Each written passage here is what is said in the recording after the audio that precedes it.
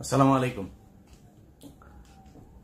আপনারা এরই মধ্যে বর্তমান যে সরকার, সেই সরকারের যে মনোভাব সেটা মোটামুটি আমার মনে হয় প্রকাশ পেয়েছে। বিশেষ করে ধরেন সবশেষ যেই ঘটনাগুলো ঘটছে, ডক্টর মোহাম্মদ ইউনূসকে সামনে রেখে ভারত, প্রথম আলো, আসিফ নজরুলদেরকে দিয়ে যেই তাদের পরিকল্পনা বাস্তবায়ন করছে, সেটার সবচাইতে বড় প্রমাণ হচ্ছে এই ফারুকীর যেই নিয়োগ দেয়া, এবং সেটাকে কেন্দ্র করে সারা দেশে, আমার মনে হয় বাংলাদেশের যত মানুষ এই বিপ্লবের সাথে ছিল, এমনকি আসিফ, নাহিদ, সার্জিস, তারপরে হাসনাত সহ যত সমন্বয়ক যারা এই যুদ্ধের সামনে থেকে ছিল, সবাই এটার ব্যাপারে একমত ছিল যে ফারুকীকে রাখা যাবে না। কিন্তু একটু চিন্তা করেন যে এই যে ফারুকীকে রাখা হলো সবার মতামত উপেক্ষা করে, কেন, কার জন্যে? কারণ আসিফ নজরুলের কথা আপনি চিন্তা করেন। আসিফ নজরুল গেল 4 মাস 6 মাস আগেও যদি নাকি তার ফেসবুকের প্রতিটা পোস্ট কি সুন্দর জনগণের পক্ষে কথা বলতো, তাই না? এখন সরাসরি তিনি 180 ডিগ্রি ঘুরে গিয়ে তারপরে জনগণের বিরুদ্ধে চলে গেলেন। এর কারণ কি? নিশ্চয়ই এটার পেছনে কোনো একটা কারণ আছে। তো আমি একটা বিষয় নিয়ে কাজ করছি। সেই বিষয়টা নিয়ে কাজ করতে আমার আসলে অনেক গোয়েন্দা কর্মকর্তা, সেনাবাহিনীর অফিসার, সিভিল অনেকের সাথে কথা বলতে হচ্ছে, এবং সেই তথ্যগুলো ক্রস চেক করার জন্য আবার বাড়তি আরো অনেকের সাথে আমার ব্যক্তিগতভাবেও কথা বলতে হচ্ছে। অনেকে ফোন করছেন, এই গত 1 সপ্তাহ ধরে অনেকে ফোন রিসিভ করতে পারছে না, সেটার জন্য দুঃখিত। তো মূলত ওই কাজটা করছি, ওইটা করতে আমার বোধহয় আরো 2-3 দিন সময় লাগবে। এইটা নিয়ে ব্যস্ত আছে। সেই প্রোগ্রামটা দেওয়ার পরে আপনারা অনেক কিছু পরিষ্কার হয়ে যাবেন। তো তার আগে আপনাদেরকে একটু বলে রাখি, সেটা হচ্ছে যে ভাই, এই দেশটা আসলে আসিফ নজরুল আর ফারুকীরা যেভাবে চালাচ্ছে, এইভাবে চালানোর জন্য স্বাধীন হয় নাই। এই জন্য মানুষ রক্ত দেয় নাই। মানুষ যে কারণে রক্ত দিয়েছিল সেটার ব্যাপারে মোটামুটি এখন পর্যন্ত যে এই সরকার কিছু করবে না এবং তারা যে তার উল্টো দিকে যাচ্ছে, সেটা মানে আমি বলবো যে শতভাগ কনফার্ম হয়ে গেছে। যেই কারণে যারা এই বিপ্লব করেছেন, দেশের মানুষ এককভাবে কারোর উপরে কোনো দেওয়ার এখানে সুযোগ নাই। একজন মা তার সন্তানকে ধাক্কা দিয়ে আপনার পুলিশের হাতে তুলে দিচ্ছে, সে পিঠ চাপড়াচ্ছে যে ইনশাল্লাহ ভালো কিছু হবে, বিজয় হবে। যাকে আটক করা হচ্ছে সে চোখ একদম পুলিশের চোখের দিকে চোখ রেখে তারপরে বলে দিচ্ছে ভয় দেখায় লাভ নাই, গুলি করছে, বুক পেতে দিচ্ছে যে আরো গুলি করো।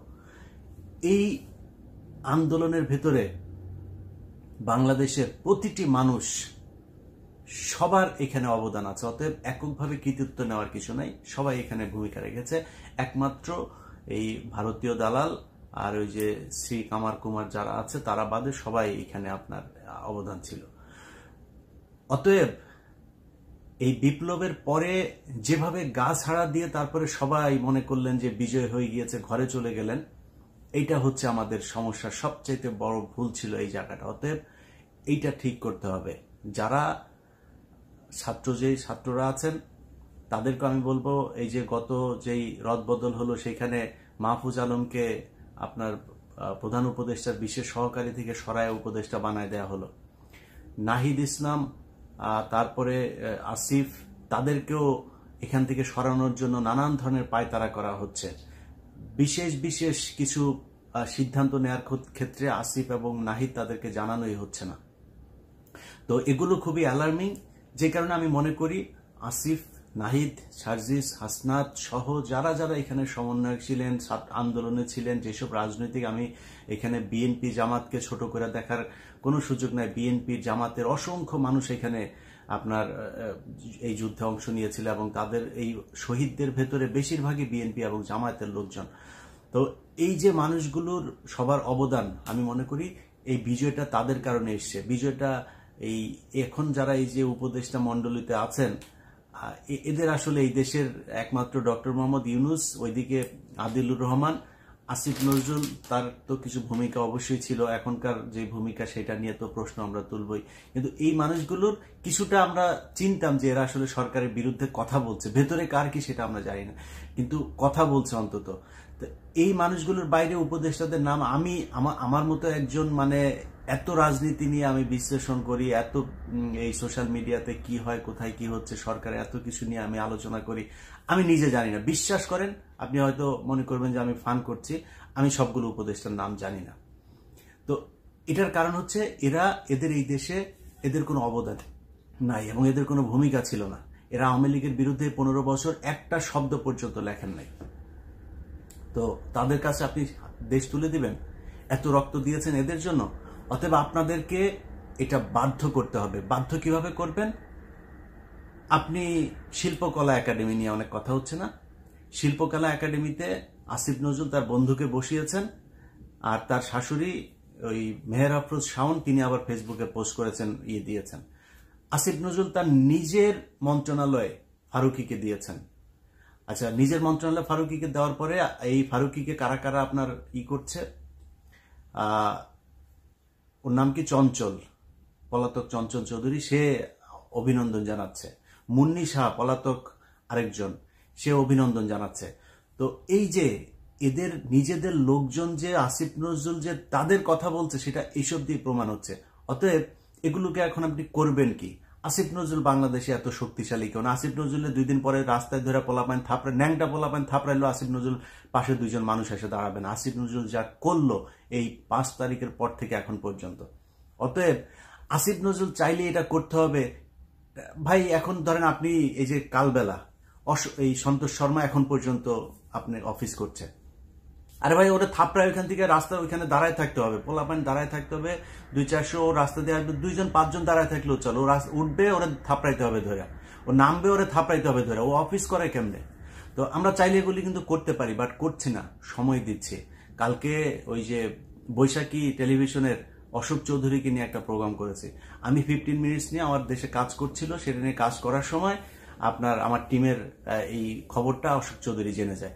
পরশুদিন সে করেছে কি, সে তাদের ওই অফিসের একটা গ্রুপ আছে, ওই গ্রুপের মধ্যে সে আপনার মেসেজ পাঠিয়েছে যে সবাইকে কাউকে না জানিয়ে সে চলে যাচ্ছে, এই জন্য দুঃখিত, কেউ যেন কিছু মনে না করে, সবার কাছে দোয়া চেয়েছেন, তারপর থেকে সে পলাতক।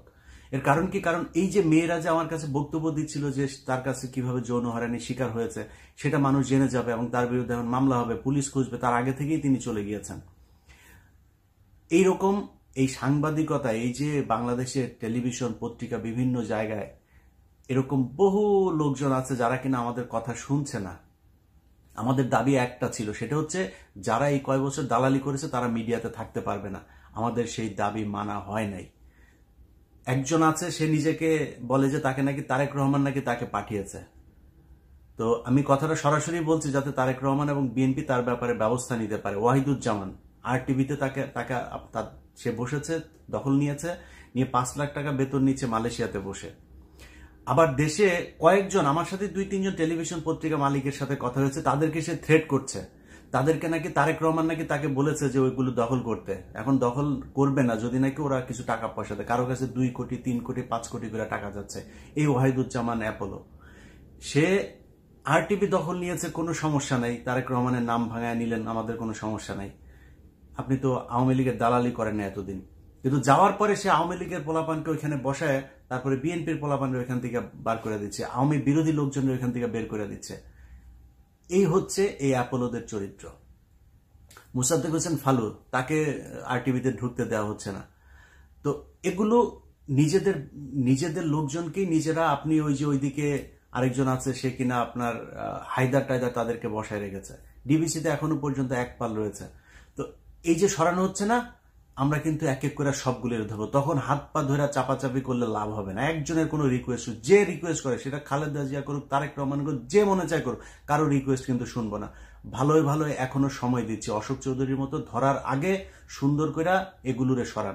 আপনাদের কাছে আমাদের কোনো চাওয়া নেই। আপনি বিএনপি করেন, জামাত করেন, আমি 2 দলই করি, আমার বিএনপি জামাত নিয়ে কোনো সমস্যা নাই। কিন্তু আওয়ামী লীগের যে দালালরা এতদিন ছিল, যারা শেখ হাসিনার সব লুটপাট, খুন, গুম এগুলোর বৈধতা দিয়েছে, সেটার বিচার করতে হবে এবং তাদেরকে ওইখান থেকে সরাইতে তো হবেই, এটা নিয়ে তো কোনো প্রশ্নই নেই, এবং বিচারও করতে হবে। সো এই জায়গাগুলো আপনার হচ্ছে। এখন যেটা বলছিলাম সেটা হচ্ছে যে এই সন্তোষ শর্মা, প্রথম আলো, ডেইলি স্টার, এদেরকে জোর করে ওইখান থেকে সরাইতে হবে। একটা জুজুর ভয় দেখায় দাড়ি টুপিওয়ালারা এদেরকে দেখলে পশ্চিমারা এই করে ফেলবে ওই করে ফেলবে। আমি চাইও না সেরকম পরিস্থিতি তৈরি হোক, কিন্তু এই বাংলাদেশের মানুষ শাসন করবে। আপনি যা মনে চায় তাই করছেন, হিন্দুরা, তারপরে ওইদিকে ইসকন টিসকন যা মনে চায় তা করবে, তাদের কিছু বলা যাবে না। আর আলেমরা মাঠে নামলে পশ্চিমারা এই করে ফেলবে ওই করে ফেলবে। কি করে ফেলবে? পশ্চিমারা এই রক্ত দিয়ে তারপরে দেশ স্বাধীন করছে, তাদের এই স্বাধীনতা নাই, তারা এটা চাইতে পারে না। এখনো পর্যন্ত ভারতের দালাল প্রথম আলো, ডেইলি স্টার তারা এইভাবে প্রকাশ্যে চলবে। তাদের এখানে এই আন্দালিত রহমান, পার্থ, রুমিন ফারানা, মঈন খান, নুরুল হক, রাশেদ খান এরা গিয়েছে। সব কটাকে মনে রাখা হবে, বলে রাখলাম। ভালো, আপনাদের সাথে এর মধ্যে অনেকের সাথে আমার খুব ভালো সম্পর্ক ছিল, সব কাট আপ, একটাকেও ছাড়া হবে না। যখন যেটাকে সুযোগ পাবো একদম ভরে দেওয়া হবে, এটা বলে রাখলাম, একদম প্রকাশ্যে হুঁশিয়ারি করে রাখলাম, লাভ নাই। তো এদেরকে যারা জায়গা দিচ্ছেন তাদের ব্যাপারে আপনার করতে হবে। শিল্পকলা একাডেমি, তারপরে বিভিন্ন গণমাধ্যম, ভাই আপনাকে জোর করে যাইতে হবে। ওই যে কওমি সম্ভবত তারা, বা চরমনে আমি জানি না, কলরব আছে, সাইমুম শিল্প গোষ্ঠী আছে বাংলাদেশের। এই আপনাদের শিল্প গোষ্ঠী নাই ইসলামী ভাবধারার? আরে ভাই, আপনারা যা দখল করবেন, শিল্পকলায় নাটক হবে, আপনারা যেটা করবেন সেই নাটক হবে। এই নর্তকীদের নাটক হবে না, ভারতের এই উদিচিয়ার, এই ছায়ানট, এদের নাটক হবে না। আপনারা নাটক করবেন, আপনারা গান গাবেন, আপনারা শিল্প চালাবেন। এই দেশের শিল্প চলবে আপনাদের কথায়। আমি অনুরোধ থাকলো, যারা এই ধরনের শিল্প গোষ্ঠীগুলো আছেন, আপনাদের এখান থেকে আপনারা দাবি করবেন কেন ডিজি কি হবে? আপনারা ডিজি বানাবেন ওইখানকার, আপনাদের কথায় শিল্পকলা একাডেমি ডিজি হবে। সো আপনাদের মধ্য থেকে হবে। আপনারা যে নাটক করা শুরু করেন, ওরা একটা বের করেছে কয়দিন আগে, একটা নাটক করেছে, নাটক করে বলছে ওদেরকে নাকি নাটক করতে দিচ্ছে না, নাটক করতে বাধা দেওয়া হচ্ছে। এগুলো সব গোয়েন্দা সংস্থার বানানো, এখনো তো অ্যাক্টিভ না, ওদের বানানো। ওদেরকে বাধা দেওয়া যাবে না। আমরা নাটক করব, নাটক করতে চাই, আপনারা যা নাটক করবেন। খুব সূক্ষ্মভাবে চিন্তা করতে হবে, সময়টা খুব দ্রুত চলে যাচ্ছে। অতএব কে কোনটার দখলে নেবেন, কে কোনটা কার কথায় চলবে, সেটা দায়িত্ব নিবে এই দেশের মানুষ, যারা কিনা রক্ত দিয়েছে। এইখানে কোনকার কোন ফারুকি টারুকি এইসব চুচিলরা এখানে জীবনে কোনোদিন বাংলাদেশের মানুষের পাশে এসে দাঁড়ায় নাই। ওদের কথায় এই দেশ চলবে না। সো আপনাকে জোর করে দখল করতে হবে। এখন যদি মনে করেন আপনি সন্তোষ শর্মারে থাপড়াইতে গেলেন আপনি কালবেলাতে, তো সন্তোষ শর্মা কালবেলায় গেলে কি হবে? পুলিশ ধরবে আপনারে। পুলিশ ধরে কি করবে? গুম করে ফেলবে। আমরা ঘোড়ার ঘাস কাটি না বসে বসে। ডেইলি স্টারের মাহফুজ আনাম যদি অফিস থেকে ওঠার সময় যদি ওরা ধরে থাপড়ায়, পোলাপান যদি জুতা টুতা মারে, কি করবে? আপনার ধরে নিয়ে যাবে, রাইট? তো কি হয়েছে? সমস্যা কি? আমরা কিন্তু এটা করব, আগের থেকে বলে রাখলাম, এটা কিন্তু করা হবে। আপনারা না করলেও আমরা কিন্তু এটা অর্গানাইজ করব, সময় দিচ্ছি। তার আগে এদেরকে সরাইতে হবে। প্রথম আলো এখন পর্যন্ত গত সপ্তাহে নিউজ করেছে, বগুড়াতে একটা ছেলেকে পাঞ্জাবি পরায়া, টুপি পরায়া, তারপরে র্যাবের সাথে আইনা মিডিয়ার সামনে ট্রায়াল দেওয়া হলো। কি? সে তার মাকে খুন করেছে। খুন করে তারপরে ফ্রিজের ভেতরে ঢুকিয়ে, প্রথম আলো শুরু করলো, প্রতিটা টেলিভিশন পত্রিকা নিউজ করেছে। মাদ্রাসার স্টুডেন্ট, প্রতিটা বলা ভুল হবে, কয়েকটা বাদে বেশিরভাগ মাদ্রাসার শিক্ষার্থী মাকে 500 টাকার জন্য খুন করে ফেলেছেন। খুন করে ফ্রিজের ভেতরে। কি ভয়ঙ্কর! মাদ্রাসার শিক্ষার্থী, বুঝতে পারছেন? তার 2 দিন পরে দেখলাম ভাড়াটিয়া খুন করেছে, তার মাকে খুন করেছে। এই খবরটা সত্য না। তাহলে এই খবরটা ছড়ালো কে? এগুলি হচ্ছে প্রথম আলোর সূক্ষ্ম কারচুপি। তারা প্রথমে করে, গোয়েন্দা সংস্থার তাদের লোকজন আছে না, সেগুলো দিয়ে করায়। মিডিয়াতে তাদের একটা চক্র আছে, এরা মিলে এটা করে। সো এই সূক্ষ্ম এই চক্রান্তগুলো, যে তোফাজ্জল মারা গেল না ঢাকা বিশ্ববিদ্যালয়ে, সূক্ষ্ম চক্রান্ত। এই চক্রান্ত বুঝার ক্ষমতা সবসময় হবে না। বাট একটা জিনিস মাথায় রাখেন, প্রথম আলোকে যদি কিছু নাও করেন আপনারা, প্রথম আলোকে খেলতে দেওয়া হবে না। সরকার যতই করতে চান, তার পেছনে দাঁড়াইতে চান, প্রথম আলোর প্রতিটা নিউজকে এই ধরনের কাউন্টার দেওয়া হবে। বাধ্য হয়েছেন না ওইটা বলতে? কেন করেছে জানেন? এইখানে লোক পাঠিয়েছিলাম বগুড়াতে, ওই ছেলের বাসায়। তো আমার ধারণা যে এটা তাদের তো গোয়েন্দা সংস্থা প্রথমে একটা নাটক সাজাইতে গেলে ওইখানে কয়েকদিন পাহারায় থাকে। সেই পরিবারের আশপাশের লোকজনের কিছু বক্তব্য নেওয়ার পরে এই গোয়েন্দা সংস্থা এই নাটকটা আস্তে করে ঘুরে ফেললো, বললো যে না, ওর মাকে খুন করেনি, কারণ বের হয়ে যেত। অতএব প্রথম আলো যতগুলো এইভাবে নাটক সাজাইতে যাবেন, সব কটার কাউন্টার দেওয়া হবে। এই আগের মতো জঙ্গিবাদ টঙ্গিবাদ এইসব বললে নাটক সাজায় মানুষকে হত্যা করবেন, বাংলাদেশের মানুষের বিরুদ্ধে যা কাজ করবেন, এটা করতে দেওয়া হবে না। যাই হোক, আমি আমার কাজ করছি ভাই। আমার জীবন যতদিন থাকবে ততদিন আমি আমার কাজ করে যাব। আপনাদের কাছে অনুরোধ, ভাই এই দেশের, এই বাংলাদেশ আমার কিছু দেখ, বাংলাদেশের কাছ থেকে আমি বিশাল কিছু চাই, আমার কোনো পদ দেন, কিচ্ছু চাই না ভাই, এই দেশটা ভালো থাকুক। কিন্তু সমস্যাটা কোথায় জানেন, মানে প্রতিটা মানুষের ভেতরে দেখলাম এইটা চাই, ওইটা চাই, এই তদবির, ওইটা লাগবে, এইটা লাগবে। ভাই নিজের ছাড়া এই দেশের কথা একটা মানুষ চিন্তা করে না। এই দেশটার জন্য কিছু করেন, চিন্তা করেন। আমি আমার জায়গা থেকে যা করার আমি সারা জীবন ওইটাই করে যাব, আল্লাহ যদি মস্তিষ্ক যদি সুস্থ রাখেন। আপনাদের কাছে অনুরোধ, যা করার জোর করেই করতে হবে, আদায় করে নিতে হবে। আসিফ নজরুল্লাহ আপনাদের কথায় সরকার চালাবে না। আল্লাহ হাফেজ।